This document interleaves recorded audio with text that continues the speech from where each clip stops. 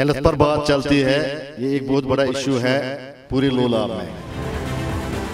No doubt हमारे hospital की buildings हैं यहाँ पर, बट बहुत सारे चैलेंज हैं। अगर आपको 10 सेकंड में कोई हर्ट कर रहा है, आपको उन 10 सेकंड में उनकी तरफ ध्यान नहीं देना, सिर्फ अपनी तरफ। सरकारी स्कूल में खुद टीचर हो तो आप अपने बच्चों को दूसरे स्कूलों, प्राइवेट स्कूलों में क्यों एडमिशन करते हो? हमारे पीछे जो सोसाइटी, हमें उनको दिखाना कि हम हैं, हम बहुत कुछ कर सकते हैं एज कम्पेयर टू देम। आदाब नाज़रीन, खैर मकदम में आप सभी का हमारे प्रोग्राम रूबरू में। मैं हूं प्रोग्राम की होस्ट फिजा नज़ीर। नाज़रीन, जैसा कि आप जानते हैं, आज हम आए हैं लोलाब वैली। आपको बता दूं, हमारे प्रोग्राम का मुद्दा और मकसद जगह जगह जाना, लोगों की बातें सुनना और उन्हें आला हुक्काम तक पहुंचाना है। हमारी टीम हर जगह का दौरा करती है, चाहे बात नॉर्थ कश्मीर की हो, साउथ कश्मीर की हो, सेंट्रल कश्मीर की हो, या चाहे बात बॉर्डर एरियाज़ की हो। हमारा मकसद हमेशा यही रहता है कि हम लोगों की बात, उनके दिल की बातें जो है आला हुक्काम तक पहुंचाए। इसी तरह आज हमारी टीम ने दौरा किया था लोलाब वैली का। तो आइए बढ़ाते हैं प्रोग्राम को आगे, करते हैं यहाँ के लोगों से बात। कि एजुकेशन के हिसाब से अभी काफ़ी तरक्की आई है। पहले क्वांटिटी पे हम जोर देते थे, अभी क्वालिटी हमारे पास आ चुकी है। पढ़ना है कि हम पढ़ क्या रहे, और हम ये नहीं समझ रहे कि हम फ्यूचर के लिए करें क्या। पिछले 5 सालों में एजुकेशन में काफ़ी चेंज आई है। यहाँ के बच्चे बहुत आगे पहुँच गए हैं। आज से तकरीबन 1000 साल पहले की बात है। उस वक्त उन्होंने कहा, जब आप तालीम दोगे तो तालीम के साथ हुनर भी दो। गवर्नमेंट जो है उनको फोकस्ड रहना चाहिए, जो गवर्नमेंट इदारे हैं उन पे फोकस्ड रहना चाहिए, सो दैट जो हमारे पुअर फैमिली से बिलोंग करने वाले बच्चे हैं उनको वहाँ से फ़ायदा मिले। यूथ अनएम्प्लॉयड है, जिसकी वजह से वो बहुत ज़्यादा गलत कामों में लग जाती है। हमारे पास स्पोर्ट्स है, हम स्पोर्ट्स में पार्टिसिपेट कर सकते हैं। हमारे पास आर्ट का सेक्शन आता है जहाँ पर हम आर्ट सीख सकते हैं, एटसेट्रा। हमारे हॉस्पिटल में अभी तक MRI की फैसिलिटी नहीं है। हमारे हॉस्पिटल में CT स्कैन नहीं होता। हमारे हॉस्पिटल में जो ICU है वहाँ पर वो मेंटेन नहीं किए गए हैं। Like charity comes from home, change also comes from within. नाज़रीन, हम इस वक्त एजुकेशन की बात कर रहे थे, हम इस वक्त अपने यूथ की बात कर रहे थे। तो हम ये भी जानते हैं कि अगर हमें किसी नेशन को तबाह करना होता है तो उसके यूथ को टारगेट बनाया जाता है। तो हम जानते हैं कि कश्मीर जो है, यहाँ पे ड्रग एडिक्शन का जो मेनेस है वो काफ़ी ज़्यादा बढ़ रहा है। हालांकि हमने पंजाब को भी अब पीछे छोड़ दिया ड्रग एडिक्शन के नंबर में। स्टैटिस्टिक्स की मैं बात करूँ तो जानने की कोशिश करूँगी यहाँ के लोगों से कि क्या यहाँ पे भी ड्रग एडिक्शन का उसी तरह जो मेनेस फैल रहा है जिस तरह बाकी पार्ट्स में फैल रहा है, और क्या यहाँ के लोगों का क्या इकदामात इन्होंने उठाए हैं कि हमारे जो बच्चे, हमारा जो यूथ है उसको ड्रग एडिक्शन से दूर रखा जाए। जहाँ तक ड्रग्स की बात है, काफ़ी हद तक इस पर काबू किया गया है, लेकिन उतनी वो हम कहें ना वो सक्सेस नहीं मिली है जितनी होनी चाहिए। रीज़न कुछ बहुत सारे हैं, मैं कुछ पर नज़र डालूंगा। अब बात आई नारकोटिक्स जो एक्ट लगा है, उसके बाद जब एक बंदे को 3 साल के लिए जेल में डाला जाता है और 3 साल के बाद जो बाहर आ जाता है, उसने कहा मैंने क्या खोया, वो दोबारा वही काम करता है कि उसकी पिछले 3 साल की भरपाई वहाँ पर करनी है।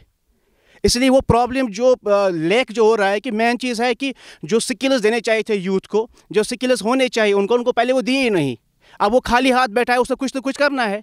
जब उसके पास स्किल्स नहीं है, वो कहते हैं एब्सोल्युटली वो दूसरी तरफ जाता है। को प्रॉब्लम यहाँ पर आ रही है, जो कानून बनाने वाले भी हैं वो खाली एक साइड पर नज़र दौड़ाते हैं। जो उसका दूसरा साइड होता है कि बंदा उस तरफ क्यों जा रहा है, क्या उसको इसको कोई ज़बरदस्ती ले रहा है या अपने विल से वो जा रहा है। मैन उस फोकस पॉइंट वो होना चाहिए। तो जब वो जुडिशरी में पूछते हैं तो वहाँ से उनको बेल करके या और कुछ करके वापस ले जाते हैं, जिससे जो हमारी जो बाकी यूथ है उनको कोई ये नहीं होता है। जब उनको पनिशमेंट नहीं मिलती है जो ड्रग में होते हैं, तो जो बाकी जो हमारे छोटे बच्चे होते हैं वो भी उसमें इन्वॉल्व होते हैं, क्योंकि जो वो ड्रग एडिक्ट्स होते हैं, जब उनको पनिशमेंट नहीं मिलती है तो उनको भी ये वो जो हमारे छोटे बच्चे हैं वो भी उसी में होते हैं। ड्रग्स में ये चेंज तो आती रहती है, बट हमें पहले ये देखना है कि हम किस तरह उसको कंट्रोल कर सकें। जो मेन चीज़ उसका रूट कॉज जो है वो किस तरह ख़त्म हो सकता है। उसमें आई थिंक कि जो एज ए टीचर मेरी एक्सपीरियंस है उसमें पेरेंट्स की भी रिस्पॉन्सिबिलिटी है और टीचर्स की भी, क्योंकि कभी कभार मैंने भी ऐसे बहुत सारे केसेस जो मैंने देखे हैं, कभी कभार जब हम देखते हैं जब कोई बच्चा उसमें इन्वॉल्व होता है, जब हम उससे पूछते हैं, पूछताछ हम शुरू करते हैं प्यार से, लाड प्यार से उसे पूछते हैं, तो कभी कभार पेरेंट्स की भी गलती होती है। इसलिए इसको ख़त्म करने के लिए माँ बाप की भी बहुत ज़्यादा मतलब ध्यान देने की ज़रूरत है, उनका भी बहुत ज़्यादा रोल है और असातिज़ा किराम का भी बहुत ज़्यादा रोल है। और जैसे लास्ट ईयर स्कूलों के नज़दीक अगर कोई शॉप है जिसमें जिस पे सिगरेट होते हैं, सिगरेट बेचते हैं, उन पे पाबंदी लगी है, लेकिन स्ट्रिक्टली होना चाहिए कि मार्केट में शॉप्स है जहाँ पे ज़्यादा बच्चे मतलब जाते रहते हैं, जहाँ पे कोई मतलब पॉइंट होता है, ट्रांसपोर्ट का कोई अड्डा होता है, तो वहाँ पे बच्चे जाते हैं। नज़दीक में अगर कोई बच्चा छोटा जो माइनर होता है, अगर वो जाता है सिगरेट ख़रीदने के लिए, तो उनको सिगरेट नहीं मिलने चाहिए। इस चीज़ पे हमें बहुत ज़्यादा पाबंदी लगाने की ज़रूरत है। ड्रग्स की बात चल रही है तो आपने यहाँ पे हाईलाइट किया कुपवारा को, इवन के होल नॉर्थ कश्मीर को, तो इसमें आप मुझे ये बात बोलिए कि ड्रग्स आते कहाँ से, ये ड्रग्स ट्रांसपोर्ट कहाँ से हो रहे हैं? कहीं नॉर्थ कश्मीर में या कुपवारा में यहाँ पे तो किसी जगह ब्राउन शुगर नहीं निकलता है, यहाँ पे बाकी चीज़ें जो है वो यहाँ पे तो नहीं उगती हैं। ये सारा ट्रांसपोर्ट होता है आउटसाइड द कंट्री से, और ये सबसे बड़ी वीकनेस मेरी नज़र में गवर्नमेंट की है।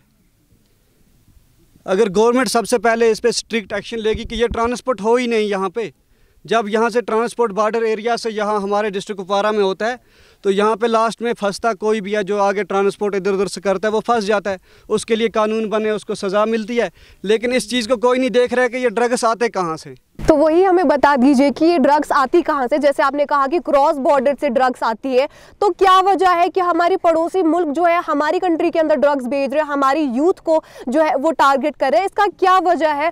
और जैसे कि आपने कहा कि यहाँ पे स्टेप्स लिए जा रहे हैं उस चीज़ को रोकने के लिए, तो इस जो क्रॉस बॉर्डर जो आ रहा है ड्रग्स, उसमें लोकल लोगों का भी जो बहुत बड़ा हाथ होता है, तो क्या वजह है कि क्रॉस बॉर्डर से यहाँ पे भेजी जा रही है? तो जो हमारा पड़ोसी मुल्क होगा वो तो यही चाहेगा कि कश्मीर में या इवन के होल इंडिया में यूथ जो है वो ड्रग एडिक्ट हो जाए, यहाँ की तरक्की कम हो जाए। लेकिन अगर वहाँ पे सिविलियंस का हाथ होगा बॉर्डर क्रॉसिंग में, लेकिन वहाँ पे तैनात सिक्योरिटी होती है, सब बॉर्डर सिक्योरिटी के अंडर होते हैं, वहाँ पे ऐसा कुछ होना नहीं चाहिए। सबसे बड़ी वीकनेस मेरे नज़र में यही है, तभी ड्रग यहाँ पे इम्पोर्ट हो रहा है, तो फिर यहाँ पे नॉर्थ कश्मीर क्या सारे इंडिया में फैल रहा है। पॉइंट है ड्रग्स का, ये जितना इस पर ज़्यादा बोलेंगे उतना कम है मैम, क्योंकि हर एक घर में ये बात है कि ड्रग्स आते कहाँ से। सबसे बेसिक रिस्पॉन्सिबिलिटी एक पेरेंट की, सबसे बेसिक, क्योंकि अगर मैं एक यूथ हूँ यहाँ पर 40 साल का, अगर मैं अपने बच्चे को भेज रहा हूँ दुकान पर सिगरेट ख़रीदने के लिए, क्यों मैं भेज रहा हूँ? बीइंग एन एजुकेटेड, मैं लिटरेट हूँ, तो उसको भी एक आदत लग जाती है। मैम ने यहाँ पर पॉइंट दिया है, इन साहब ने रखा, उन्होंने रखा, जैसे मैम ने बोला कि अगर मार्केट में कोई बच्चा जा रहा है सिगरेट ख़रीदने के लिए, अगर वो अंडर एज है तो दुकानदार क्यों देगा उसको? उसके लिए तो कोई कानून बनना चाहिए। दुकानदार तो देगा ओवैसे, बिकॉज उसको तो पैसे कमाने हैं, उसने तो सिगरेट रखी है दुकान में, उसको तो बेचने हैं ना, उसको तो पैसा कमाना है, जैसे कैसे कमाएगा वो, तो उसको बेचना है वो। अभी आपने बात की कि ड्रग्स आते कहाँ से, एटलीस्ट हमें तो नहीं पता है, किसी को यहाँ पर नहीं पता है। इसमें एक ड्रग जो ट्रैफिकिंग हो रही है उस पर पुलिस अपना काम कर रही है, हम ये नहीं बता सकते वो काम नहीं कर रहे हैं, हर एक एजेंसी अपना काम कर रही है, ठीक है ना। But at least being a citizen of लोला, मेरी जिम्मेदारी बनती है, मैं क्या कर रहा हूँ इसके लिए। अगर मैं ये सोच रहा हूँ कि मैनू की तनु की, मुझे क्या है इसके साथ, ये तो टॉपिक चलता जाएगा और जो आने वाली जनरेशन है वो बर्बाद हो जाएगी। अगर हम एजुकेशन की बात करें, एजुकेशन नो डाउट कि हम दे रहे हैं बच्चों को, बट साथ साथ में जैसे मैम ने बोला स्कूलों के अंदर ड्रग्स पे बात होनी चाहिए। सर, हम सभी इसका सलूशन ढूंढते हैं that how we can overcome this, लेकिन हम ये नहीं ये पॉइंट नहीं ढूंढते हैं कि ये ड्रग एडिक्शन में जो बच्चे इन्वॉल्व हो रहे हैं वो क्यों हो रहे हैं। यहाँ पे जो अबो 18 होते हैं, जो कश्मीर की बात करूँ तो यहाँ पे अनएम्प्लॉयमेंट रेट बहुत ही हाई हो गई है। ड्यू टू दैट पॉइंट जो नौजवान है यहाँ के वो सभी इन्वॉल्व हो रहे हैं ड्रग एडिक्शन में। तो इसको ओवरकम करने के लिए गवर्नमेंट को चाहिए कि वो कुछ स्कीम्स, स्किल डेवलपमेंट स्कीम्स, ये प्रोग्राम्स इनिशिएट करें और तो वो एम्प्लॉयमेंट प्रोवाइड करे यूथ को, ताकि वो इंगेज रहे अपनी पढ़ाई में, वो इंगेज रहे अपने स्टडीज़ में, एम्प्लॉयमेंट में, ना कि वो rather than getting involved in the drug addiction. आपसे मेरा ये सवाल रहेगा कि आपने कहा अनएम्प्लॉयमेंट है जिसकी वजह से बच्चे जो है ड्रग्स में इन्वॉल्व होते हैं, तो अगर हमने ऐसे ही कहा तो इस तरह तो हम बच्चों को और मोटिवेट कर देंगे कि अरे भाई अनएम्प्लॉयमेंट है तो तुम ड्रग्स कर लो। हमें एज अ सिविल सोसाइटी इसका सोल्यूशन ढूंढना है। तो आप एक यूथ है, मुझे बताइए कि यूथ के पर्सपेक्टिव से कि आप किस तरह अपने फेलो सिटीजन्स को, जो यूथ है, उनको आप किस तरह से इस ड्रग से बचने का सोल्यूशन बताएंगे? ऑब्वियसली जब मैं खुद की बात करूँ, I am my self N unemployed person, तो जब इंसान घर पे रहता है तो ऑब्वियसली इंसान जब अबो 18 होता है तब वो डिपेंडेंट नहीं रह पाते हैं पेरेंट्स पे। ये खुद की भी शर्म होती है अगर पेरेंट्स से पैसे मांगे। जब ऑब्वियसली बच्चों को हाइपरटेंशन होता है कि ये मैंने क्या स्टडीज़ की थी and I am not getting my employment, due to that point वो इन्वॉल्व होते हैं ड्रग एडिक्शन में। It is not like only drug addiction, cigarettes भी एक एडिक्शन है। फरिश्तों का आने का सिलसिला बंद हुआ है, आसमान से फरिश्ते उसको रोकने के लिए नहीं आए हैं। हकीकत मैडम ने बोला कि वालिदैन पर, उस्ताद पर बहुत बड़ी जिम्मेदारी है, मगर एक जिम्मेदारी गवर्नमेंट पर, एडमिनिस्ट्रेशन पर भी बनती है। एक दरिया से पानी का मटका लेने से दरिया खुश्क नहीं होता है। जिसका मकान सीज होता है उसने करोड़ों कमाया है, अरबों कमाया है, उसको वो सीज होने से 10-20 लाख की प्रॉपर्टी सीज होने से कुछ नहीं होता है। और यहाँ जो बताया गया कि 2 साल 3 साल सज़ा मिलती है, कहाँ की सज़ा मिलती है? नहीं मिलती है 2 साल 3 साल, 2 महीने 4 महीने मिलते हैं। जब एक मुजरिम मरता है 10 मुजरिम जन्म लेते हैं। जब तक मुजरिम की माँ मर जाएगी तब तक कोई नया मुजरिम जन्म नहीं लेगा। हकीकतन जब तक न हर किसी को उम्र कैद की सज़ा लगे तब तक मेरा बच्चा नहीं बचेगा, इसका बच्चा नहीं बचेगा। उस्ताद कुछ नहीं कर सकता है, वालिदैन कुछ नहीं कर सकता है। रही बात माइकों पर, हमारे जो खतीब साहिबान है उनका खुतबा भी कुछ नहीं कर सकता है जब तक न इस ड्रग एडिक्टर को पकड़ के उम्र कैद नहीं होगी। नाजरीन, प्रोग्राम को आगे बढ़ाते हैं और बात करते हैं वुमेन एम्पावरमेंट पे। हम जानते हैं कि एक औरत अगर पढ़ी लिखी होगी तो वो अपने साथ साथ अपने पूरे घर को, अपने बच्चों को भी तालीम याफ्ता बना सकती है। और अगर हम देखें कि इस मुल्क की आबादी में, पूरी आबादी में से तकरीबन आधी आबादी जो है वो औरतों की है, लेकिन वहीं यही औरत जो है एजुकेशन हासिल करने में अभी काफ़ी पीछे है। तो जानने की कोशिश करूँगी यहाँ के लोगों से कि लोलाब की लड़कियों को क्या उनके हकूक़ उस तरह से दिए जाते हैं जैसे लड़कों को मिलते हैं? क्या उनको एजुकेशन के वसाइल ठीक उसी तरह मिलते हैं जिस तरह एक लड़के को पढ़ाया जाता है या नहीं?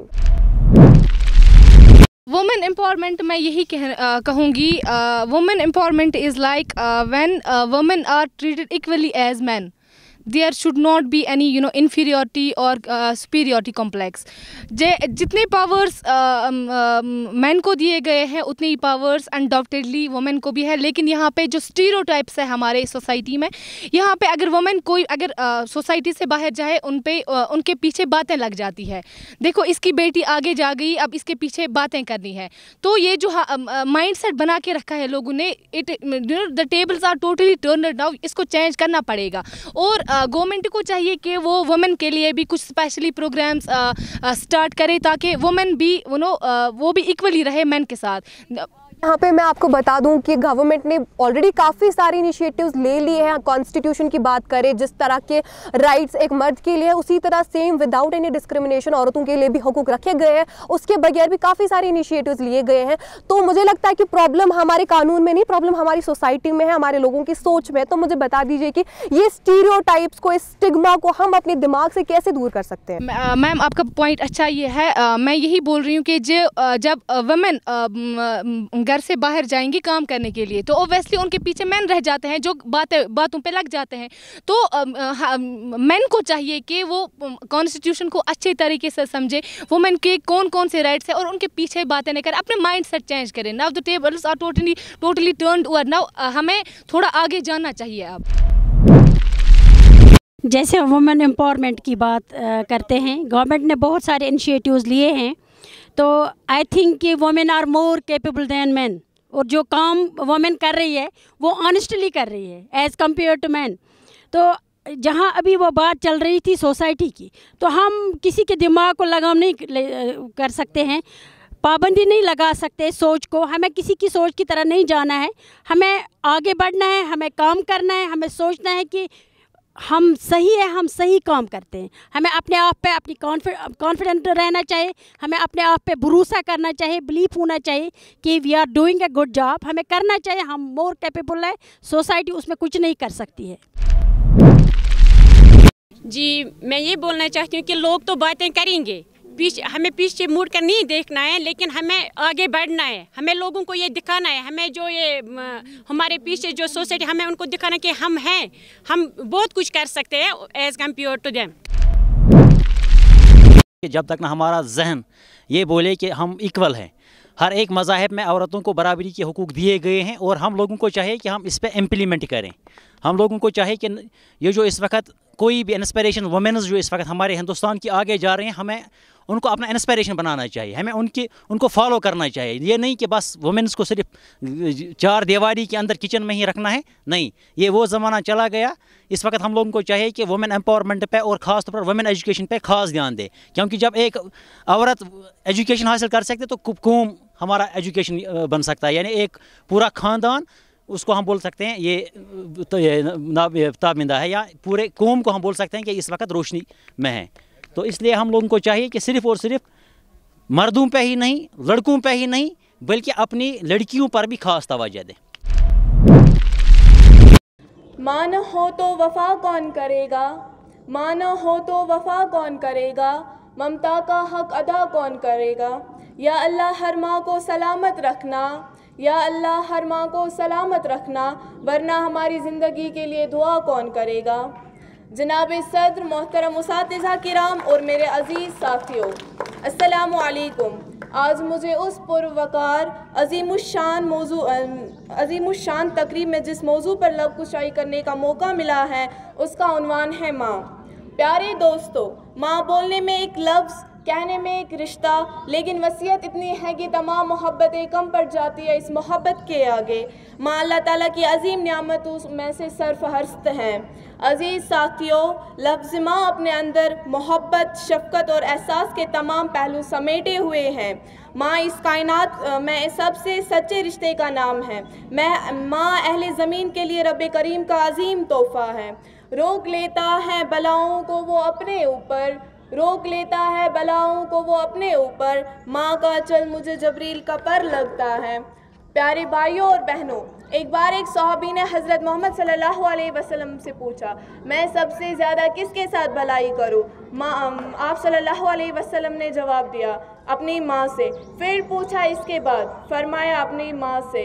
इसने अर्ज़ किया, फिर किससे? फरमाया, अपनी माँ से। 3 दफ़ा आपने यही जवाब दिया। चौथी बार पूछने पर फरमाया, अपने बाप से।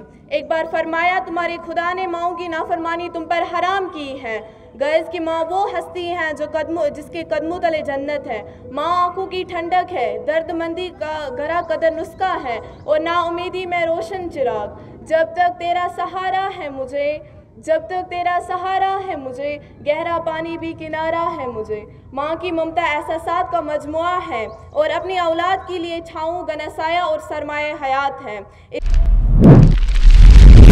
अदब भी करीना है मोहब्बत के करीनों में, अदब भी करीना है मोहब्बत के करीनों में, उस्ताद भी एक नगीना है जन्नत के नगीनों में। जनाब अली वक़ार, तालिब इल्म और उस्ताद का रिश्ता तमाम रिश्तों में मुकद्दस और पाकीज़ा होता है। उस्ताद वो है जो गुमान को यकीन में बदलता है। उस्ताद बंजर ज़मीन को खिलियान बना देता है। उस्ताद वो है जो चश्मे बसूरत को निगाहे बसूरत अता करता है। उस्ताद वो है जो जुल्मत के शोबों में सूरज निकालता है। जनाब अली वक़ार, उस्ताद वो हस्ती है जो हाथ में जुगनू लिए शम्स कमर से मुख्तालिफ होता है। ये महरी ताबा से जाके कह दो कि अपने किरणों को गिन के रख ले, ये मेरी ताबा से जाकर कह दो कि अपने किन्नों को गिन के रख ले, मैं अपने सहरे के जरिए से खुद चमकना सिखा रही हूँ।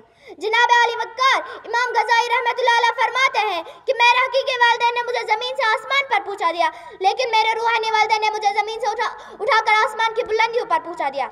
जनाब आली वक्कार मैं अपने उस्ताद किराम को तहे दिल से शुक्रिया अदा करना चाहती हूँ, जिन्होंने मेरी शख्सियत को निखारा और पूरे एहतियार बना दिया कि मैं आपके सामने अपने ख्यालात का इजहार कर सकी। जनाब आली वक्कार मैं आखिर में सिर्फ इतना कहना चाहती हूँ कि जिस तरह सूरज को चमक, चांद को धमक और फूलों को महक की ज़रूरत होती है, इसी तरह माशरे को उस्ताद की ज़रूरत होती है। मैं अपने उस्ताद को खिराज तहसीन पेश करना चाहती हूँ। पेशवा है पेशवा तू है इमाम, पेशवा है पेशवा तू है इमाम, तेरी अजमत तेरी रिफ़त को सलाम। ए मेरे उस्ताद तू है ज़ीशान, ए मेरे उस्ताद तू है ज़ीशान, तेरी अजमत तेरी रिफ़त को सलाम। आज मैं आपके सामने जो मौजू पेश करना चाहता हूँ उसका उन्वान है माहौल की आलूदगी। हमारे ज़मीन में ऐसे मादों का शामिल होना जो हमारे लिए नुकसानदा हो, इसे आलूदगी कहती है। आलूदगी की बहुत सी वजूहात में चंद का ज़िम्मेदार इंसान है। इंसान पेड़ों को काटकर आबादकारी और फैक्ट्रियाँ लगा रहा है। मोटर गाड़ियों और फैक्ट्रियों से निकलने वाले धुएं से हमारे माहौल पर आलूदगी पड़ रही है, जो आलूदगी की बास है।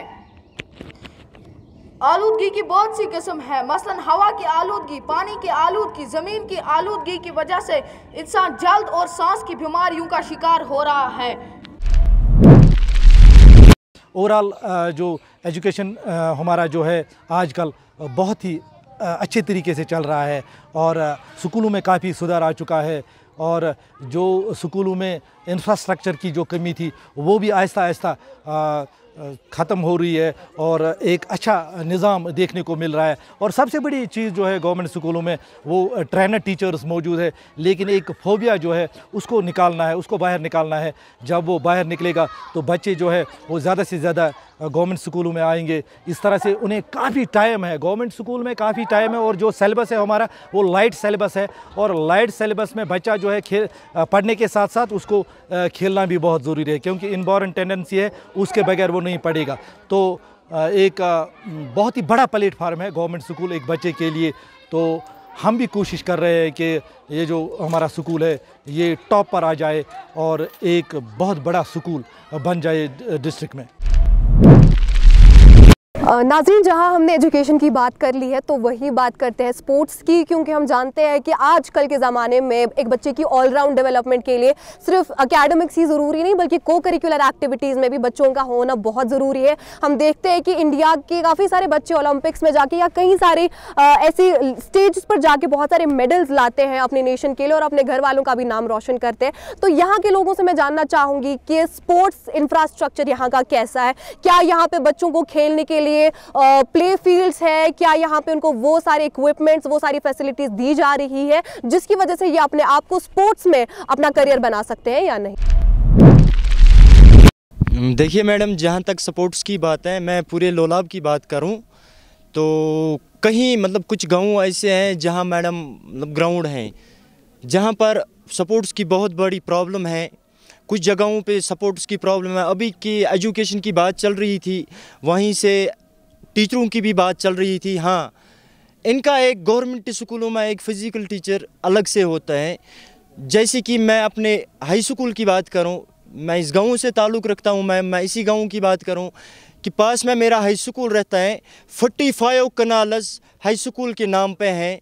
ये फ़िज़िकल टीचर को सोचना चाहिए कि ग्राउंड मेरा है, मेरे स्कूल का है, मुझे आगे बच्चे को लेना चाहिए, क्योंकि सारी फैसिलिटीज़ गवर्नमेंट स्कूलों को आती हैं। उनसे अच्छा है मैं यहाँ आर्मी गुडविल स्कूल की बात करूँ, जहाँ से 15 दिन बाद, महीने बाद एक लड़का 2 लड़का कुछ ना कुछ हासिल करके आते हैं, चाहे डिस्ट्रिक्ट लेवल पे, चाहे स्टेट लेवल पे, चाहे नेशनल लेवल पे। वहाँ उस स्कूल के बच्चे जब हासिल करके कुछ लाते हैं, वो आर्मी गुडविल स्कूल जो है वो हमारे जंगल में है, उसका कोई ग्राउंड आगे नहीं है। ये जो हमारा हाई स्कूल है, मैं अपने ही गाँव की बात करूँ मैम, ये जो हमारा हाई स्कूल है यहाँ अलग से फ़िज़िकल टीचर होता है। इनका एक अपना पीरियड होता है बच्चों को, अगर 7 पीरियड होते हैं, 8वां पीरियड होता है 40 मिनट 45 मिनट, क्योंकि 2013 तक मैं भी इस स्कूल में पढ़ाई कर रहा था। मैंने ये चीज़ें देखी हैं कि आधा घंटा 1 घंटा हमें मिलता था ग्राउंड में आने के लिए, लेकिन पिछले 2-3 सालों से अगर मैं देख रहा हूँ इस ग्राउंड को, हमारे इस स्कूल के बच्चों को टाइम नहीं मिलता है इस ग्राउंड में आने के लिए। मैं अगर इस वक्त आपके सामने as a sports person international gold medalist हूँ, सबसे पहले मेरा जो क्रेडिट इसका सब कुछ जो क्रेडिट जाता है मेरी स्कूल को जाता है, आर्मी गुडल स्कूल। हर टाइम ये हमें सपोर्ट करते रहते हैं और इंडियन आर्मी के बहुत शुक्रगुजार है हम कि हमें स्पॉन्सर करते हैं। बाकी अगर रही government of Jammu and Kashmir की या अपने डिस्ट्रिक्ट एडमिनिस्ट्रेशन कुपवारा की, उसकी तरफ से हमें कोई सपोर्ट नहीं मिलता है, कोई ऐसी अपॉर्चुनिटी नहीं मिलती है कि हम अपने उस टैलेंट को आगे लोगों तक पहुंचाए या उस स्टेज तक अपने आप को रिप्रेजेंट कर पाए। यहाँ पे मेरे साथ और भी 2 इंटरनेशनल गोल्ड मेडलिस्ट्स हैं। ये बहुत ही बदकिस्मती के साथ मैं यहाँ पे बोल रहा हूँ कि कोई भी ऐसा सपोर्ट नहीं मिल रहा है हमें गवर्नमेंट की तरफ से जिससे लोलाब का यूथ उस टैलेंट को उस स्टेज पे रिप्रेजेंट कर पाए। कुछ भी नहीं मिल रहा है यहाँ पे। मैं अगर बात करूँगा यहाँ पे ना प्लेग्राउंड्स है, ना वैसे स्टेडियम्स है, ना वैसी कोई लैक ऑफ स्पोर्ट्स फैसिलिटीज़ है यहाँ पे। और रही बात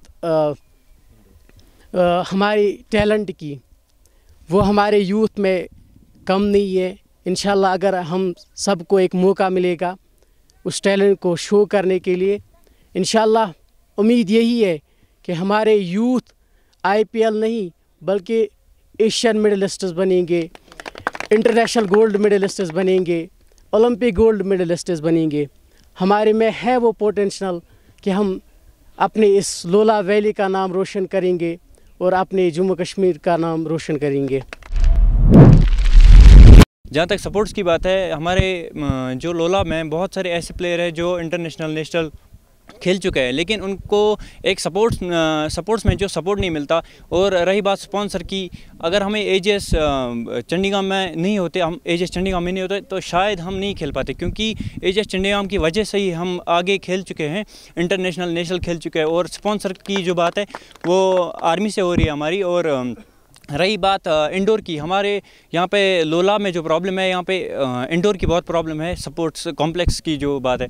और हमारे साथ मतलब गवर्नमेंट ऐसे है जो हमसे इस बारे में पूछती भी नहीं है, और हम ऐसी जगहों पे जा भी चुके हैं जहाँ पे हमने बात की थी कॉम्प्लेक्स, स्पोर्ट्स कॉम्प्लेक्स बारे में, लेकिन कोई जवाब नहीं मिला अभी तक हमें। और जो बात हमारे प्लेयर्स की है, हम तो अपनी तरफ से पूरी मेहनत कर रहे हैं, लेकिन अगर हमारे आगे एजेस चंडीगढ़ नहीं होता और इंडियन आर्मी नहीं होती तो शायद हम इंटरनेशनल नहीं खेल पाते। तो इसलिए हम चाहते हैं कि हमारी जो बातें हैं आगे भी पहुंच जाए, ताकि हमें इससे भी अच्छा जो प्लेस मिले खेलने के लिए, क्योंकि अभी हम इंटरनेशनल खेल चुके हैं। हमारी जो ख्वाहिश है एशियन गेम्स, वर्ल्ड गेम्स में जाना चाहते हैं, तो हमारी जो बात है आगे पहुंचाई जाए ताकि हम भी आगे जा सकें।